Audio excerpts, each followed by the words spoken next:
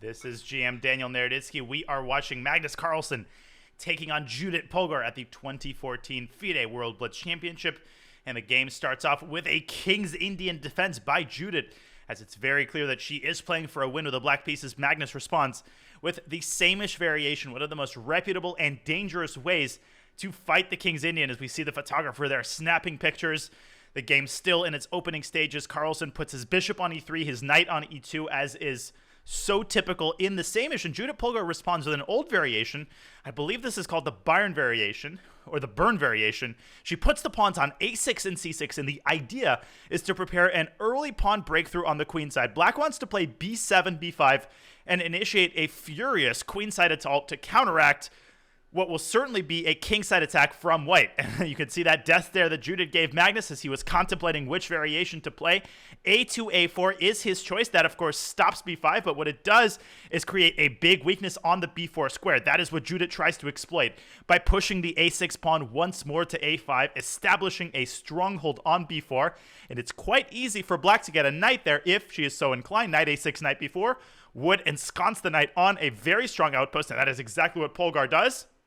As we see here, Carlsen bringing his own knight to g3 in order to make space for the development of his light-squared bishop. And what's interesting is that Carlsen has adopted a more positional approach than a lot of same-ish players generally do. He's kind of refrains from pushing the g-pawn. Instead, he's prioritized rapid development, and he might even castle kingside, especially given the fact that he has played the move a4, and that is exactly what he does. Kingside castles from Carlsen. Polgar responds by striking in the center with e5. Carlsen closes the center, pushes d5, and Polgar's still chilling on a6. She's not hurrying to put that knight on b4. Black can do that whenever she wants. h7, h5, yet another typical idea in such positions. Even though black has castled kingside, it is important to dislodge the g3 knight from its active post, and Polgar does just that, the knight dropping back to h1. And knight f6 to h5. I like the way Polgar is handling the opening. That knight from h5 can jump into f4, even at the cost of a pawn, because if white takes on f4, the King's Indian bishop on g7 would never be more happier than after the e5 pawn disappears. And let's see if Polgar goes for that pawn sacrifice or goes for a slightly more tame idea.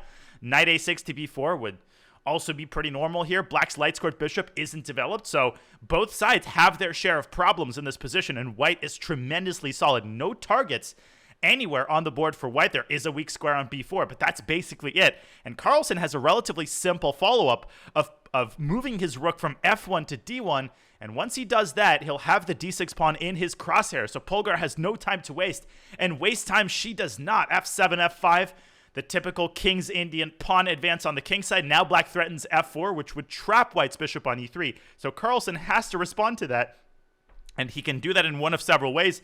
Bishop e3 to g5 would put the bishop above and beyond the reach of black's pawn, so that would be one move. Bishop h6 is also possible if Carlsen wants to trade the dark squared bishops, but I don't think he's going to do that. Right now, his bishop is better than its counterpart on g7. He chooses instead a third option, knight f2 to d3, centralizing the knight, contesting the b4 square, and vacating the f2 square for his bishop. Now, Polgar could push her pawn to f4 and follow up with h4, h3. That does seem like a pretty scary kingside attack. Even though black is castled on the king side, it doesn't matter, but instead Polgar goes knight g3. What a move!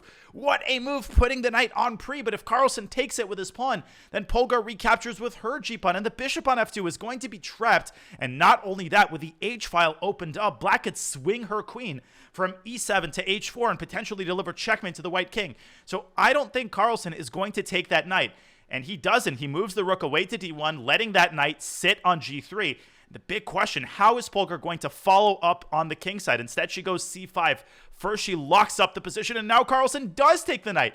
And he decides to sack the bishop back on g3, queen g5. That is his idea. And that is a brilliant concept by white, because he is inevitably going to take the pawn on g3.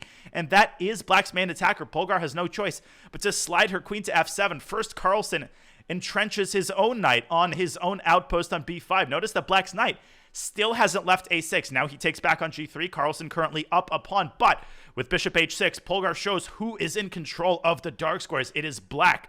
Bishop e3 check is a very nasty threat that would drive white's king to f1. So Carlsen hesitating there as he moves his king up to f2, parrying the threat of bishop e3 and also preparing to shift his rook to h1. I feel like the h-file is going to be a very important center of the battle a couple of moves down the line. And there he goes, rook h1 by Carlsen, ignoring the annoying knight on b4, which white can capture at any moment. Polgar can also decide to trade the knight on d3 and then maybe perhaps move the bishop from h6 to f4. That almost traps white's queen. Fortunately, the queen does have an escape square on h4. Now, Polgar taking a sizable think here as her clock drops down to a minute. King g7 is her choice, defending the bishop on h6.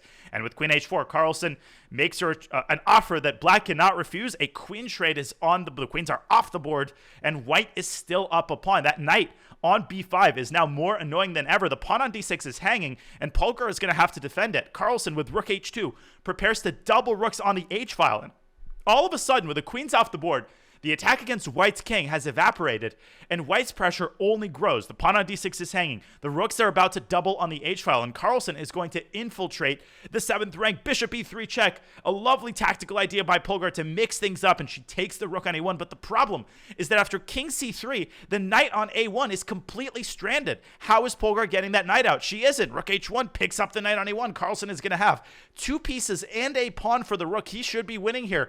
Rook takes a1, and Polgar grabs the knight on b5 finally, but it's a day late and a dollar short. Which way is Carlsen going to recapture? A takes b5, opens up the a file, but he takes with the c pawn.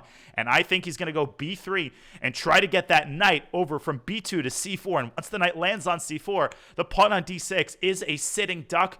Polgar grabs control of the h-file, but with the queens off the board and the white king already on the queen side, that is more meaningless than it has been. Rook h2, a desperate attempt to generate counterplay, which Magnus calmly parries with rook g1. There goes that knight, swinging it from b2 and bishop b5. What a move! The rook on b6 is trapped. Knight c4 is coming in, and Polgar will lose the rook. She resigns the game. And if you enjoyed this video, make sure to click the link in the playlist for more of these videos. Thank you for watching.